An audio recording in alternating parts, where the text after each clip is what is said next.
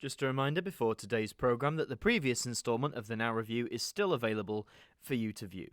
And we continue to look at the most recent spin-off at that time, which was Now 100 Hits Decade 2010s. And now, here on AMTV, it's time for a brand new instalment taking a look at the most recent release here on the Now Review.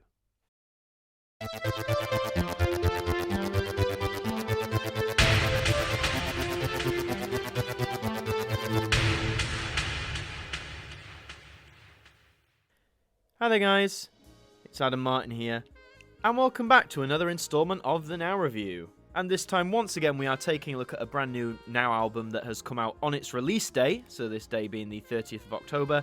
And despite it being one day away from Halloween, we have a Christmas album to review to you. This is Now 100 Hits Christmas.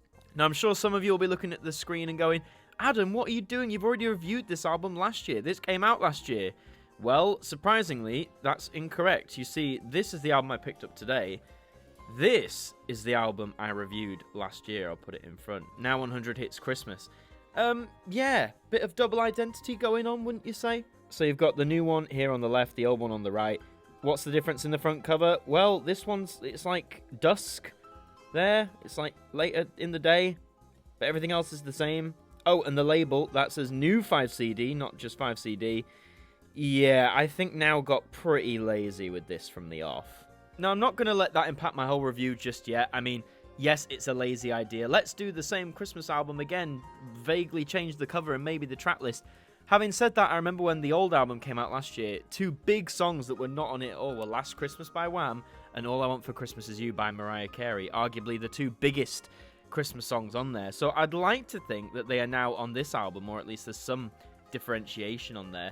And that's what we'll get into in a minute. But with the cover, pretty much whatever I said last year still stands this year. It's really nice, you know. I like the fact it's like a warm glow at the bottom, but to change so little about it, you couldn't have even given us a new cover. Really, it's like they took their existing stock, slightly altered the colours, put a new label on it in the top left, and then spat it out the door. It's really lazy, to be honest. But let's have a look at that all-important track list. So that's the back, and there's 100 hits in that paragraph style, but we really need to open the album, wouldn't you say? So let's open the first little part of the door here and take a look at what is on disc 1.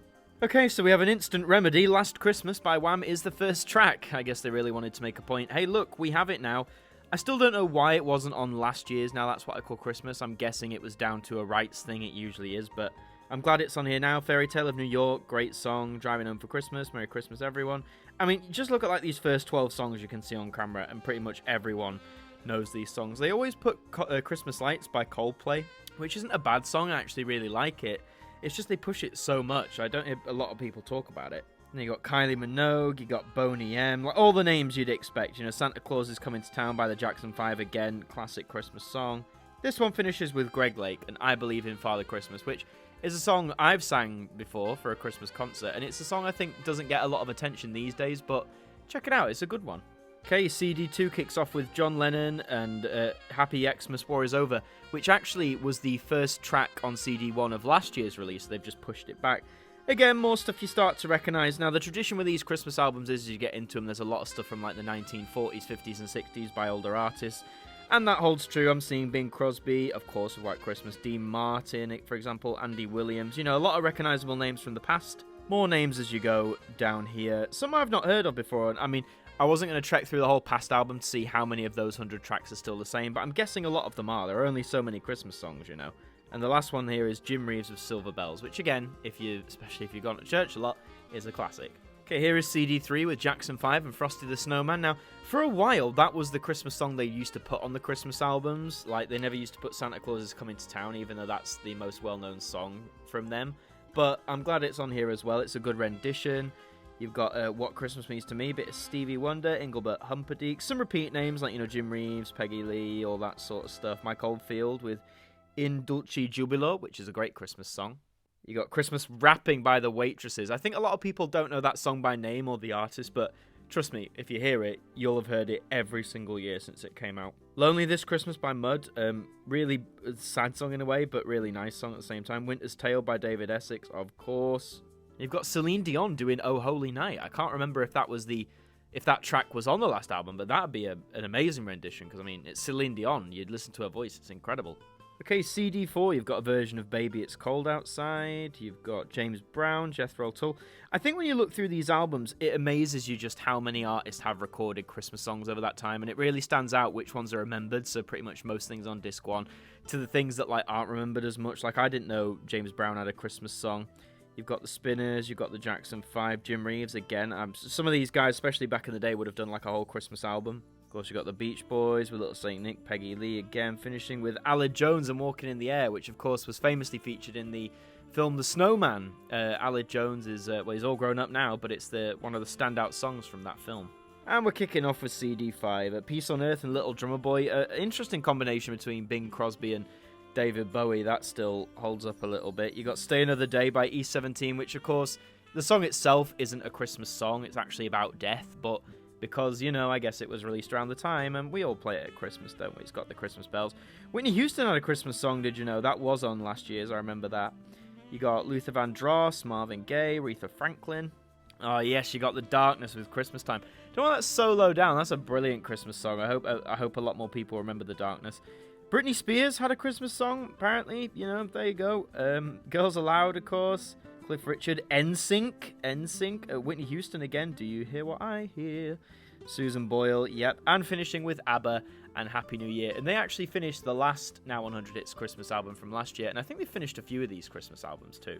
So that in a nutshell is Now 100 Hits Christmas, and I mean, guys, what else is there to say? I mean, I can't get over the packaging just with how lazy it is, literally reusing the same design and changing like the slightest thing. It is pretty lazy if you ask me. But in terms of the track list, there are some noticeable differences. Like I said, you've got the Wham track on there.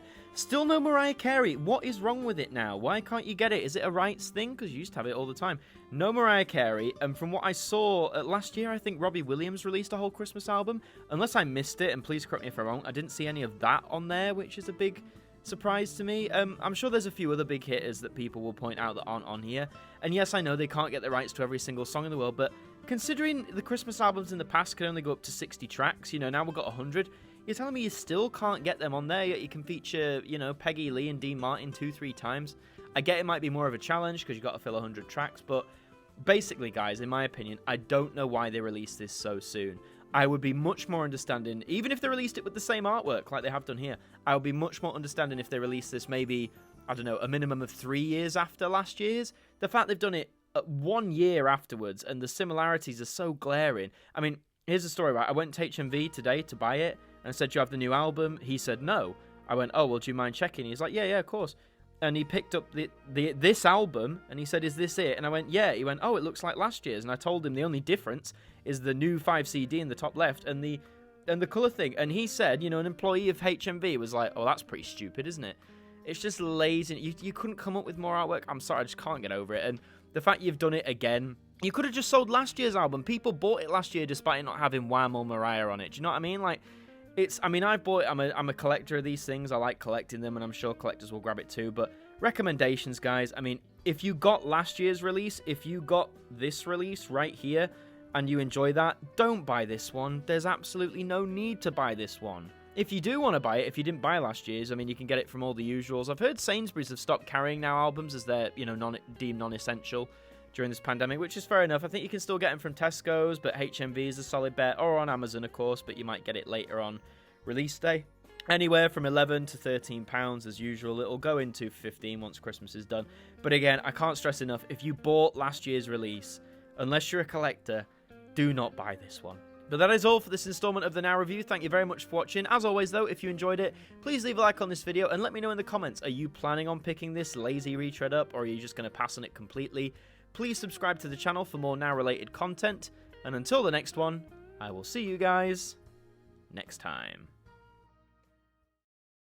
A massive thank you to our producer and director patrons for your support towards us here at AMTV. You just help keep us going, and that's massively appreciated.